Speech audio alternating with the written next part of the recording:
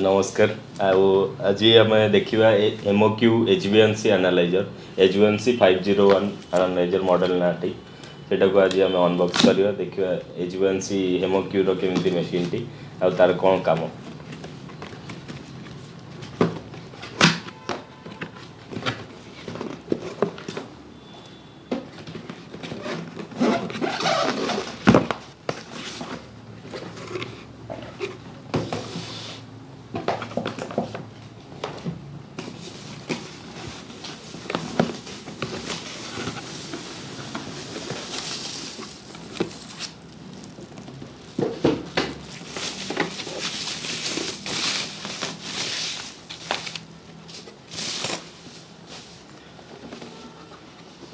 ये machine T आपन देखि पारथुए हेमोक्यू Hba1c एनालाइजर जो माने आपणकर जानिथुए ग्लूकोज आपणकर 3 मंथ रो कंजिक्यूटिव ग्लूकोज जानिया पय आपणकर Hba1c चेकअप हुए।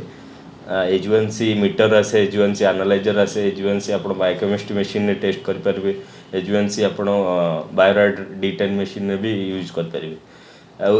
मशीन हेमोक्यू रो स्टैंडर्ड होची बायोडाट हमर D10 सहित कंपैटिबल यार रिपोर्ट जोटा कि आपण निज क्लिनिक रे ओपीडी रे कि आपण कैंप रे सब आड़े आपण नै कि यूज कर परबे। बहुत हैंडी मशीन टी पोर्टेबल मशीन आ एक्यूरेसी रिपोर्ट रो बहुत अछि। एटा आपणकर स्वीडन रो मैन्युफैक्चरिंग मशीन हेमोक्यू जोटा कि आपणकर कैट्रिज बेस्ड आपणकर टेस्ट सब आसे या तो गोटे गोटे कैट्रिज रो सेल्फ लाइफ आपणकर रहउची 2 वर्ष पाखा पाखी।